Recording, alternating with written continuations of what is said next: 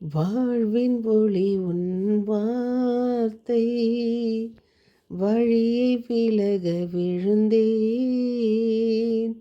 வாழ்வி உன்னில் சரணாக, வரங்கள் சுரந்தாய் மழையாக.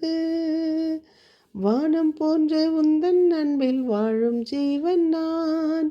உன் வள்ளல் உள்ளம் சொல்லும் வார்த்தை வளமை தந்ததே. ஆஹா, ஆ, ஓ, உன்னை நாடி நாடி வரும் நேரம், உயிர் நாடி உருகி பாடும். சொந்தம் தேடி தேடி வரும் வேளை, சொல்லாமல் சோகம் போகும். என்னில் உன்னை, உன்னில் என்னை, என்னில் உன்னை, உன்னில் என்னை, என்றும் அன்பி ஒன்றி வாழ வாழ்த்தும் முந்தன் வார்த்தை, உன்னை நாடி நாடி வரும் நேரம். ஆஹா,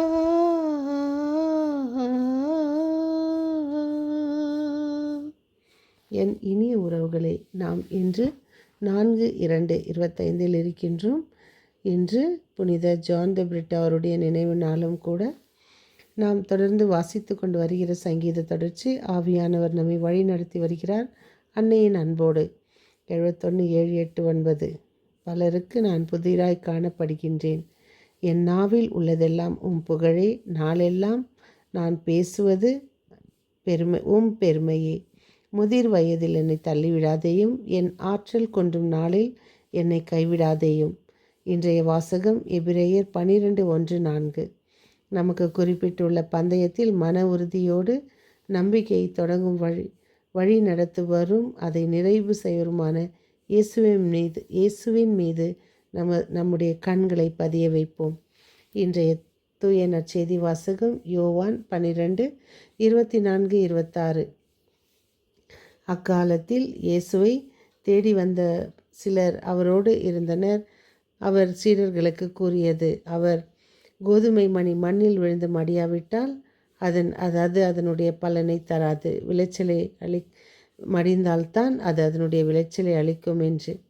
இதோ பவுலடிகளார் எழுதிய எபிரேய மக்களுக்கு கூறும் அறிவுரை. பாவ சூழலை உதறி தள்ளிவிட்டு மன உறுதியோடும் நம்பிக்கையோடும் இயேசுவின் மீது கண்களை பதிய வைப்போம்.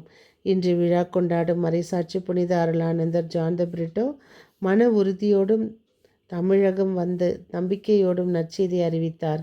அரசனது தவறான வாழ்க்கை நெறியை சுட்டி காட்டியதற்காக புனிதருடைய கழுத்து வெட்டப்பட்டு 1693 ஆண்டு பிப்ரவரி 4 வேத சாட்சியாக தன் உயிரை அர்ப்பணித்தார். நாமும் சில நாட்களில் இயேசுவை உன்னதமான இறைவன் என்று சொல்வோம்.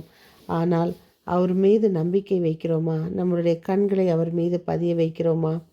இதோ கூட்டத்தில் ஆண்டவரின் பதில், மகளே, உன் நம்பிக்கை உன்னை குணமாக்கியது, அமைதியுடன் நீ போ, உன் நோய் நீங்கிற்று என்று தொழுகை கூட தலைவன் வந்து ஆண்டவரிடம் கேட்கும்போது அவர், உன் மகள் சுகம் பெறுவாள் என்று. ஆனால் ஆண்டவர் தொழுகை கூட தலைவன் வந்து பார்க்கும்போது, சாகும் தருவாயில் என் மகள் இருக்கிறாள், என் மகள் மீது கையை வையும், அவள் பிழைத்து கொள்வாள் என்றாள். ஆண்டவர் அங்கு போக தாமதமாகும்போது இறந்த அவரை உயிரோடு எழுப்பும் வல்லமை உள்ள தேவன் அங்கு சென்று ஹலித்கோம் என்றார்.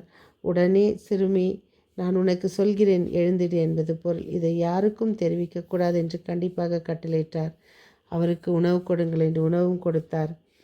ஒரு நாள் ஒரு சிறந்த மனிதர், உன்னதமான மனிதர், அக்காலத்தில் வாழ்ந்து கொண்டு வந்த சில மனிதர்களில் இவரும் ஒருவர்.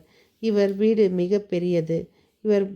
இவருடைய மாடியில் பறவைகளுக்காக சில வீடுகளை சின்னதாக செய்து வைத்து வாழ்ந்தார்.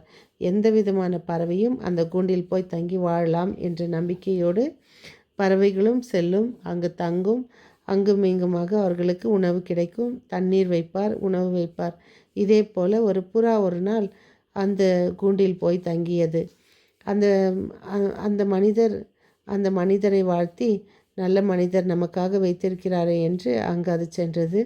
அதோடு அது செல்லும்போது அது கூடவே 2 நாட்கள் தொடர்ந்து ஒரு காகம் அதை பின்தொடர்ந்தது. அப்பொழுது அது, நீ என்ன என்னை பின்தொடர்ந்தே வந்து கொண்டிருக்கிறாய்?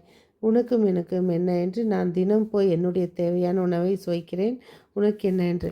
இல்லை, எனக்கு வேறு இடம் கிடையாது, நான் உன்னோடு வந்து தங்கலாம் என்று நினைக்கிறேன். இதுவும் அழைத்து சென்றது.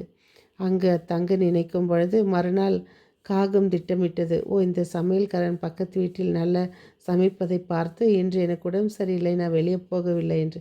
ஆனால் புறா தன்னுடைய இது உணவுக்காக வெளியே சென்றது. அது அழைத்து வரும்போதே சொன்னது, நீ வந்து என்னோடு அங்கு வந்து உன்னுடைய புத்தியை காட்டாமல் நீ நான் சொல்வது போல என்னோடு வாழ்ந்து என்னை பார்த்து நீ திருந்தி அங்கு வாழ வேண்டும் என்ற ஆசை என்று சொல்கிறாய். அதனால் நீ என்னோடு இருக்க வேண்டுமென்றால் என்னை போல் இருக்க வேண்டும் என்று. ஆனாலும் காகத்தின் புத்தி விடுமா அதை விட்டு போகவில்லை. பக்கத்து வீட்டு சமையலறையில் அவர்கள் மீன் கழுவி வைத்திருக்கும் போது அதை எடுக்க போகும்போது அதை தவறி ஒரு கோப்பை கீழே விழுந்து விடுகிறது. பார்த்த வேலைக்காரன் உடனே வந்து காகத்தின் கால்களை பிடித்து 2ஆக வீசி விடுகிறார். அதான் நல்ல எண்ணம் கொண்டவர்கள் என்றுமே நல்லெண்ணத்தோடு வாழ்வார்கள். தீமையின் எண்ணம் அவர்களை அழிக்கும். அன்பிறைவா, எங்களையும் நல்ல உள்ளங்களாக மாற்ற வரமருளும். ஆமீன். மீண்டும் சந்திக்கும் வரை உங்கள் அன்பு தோழி.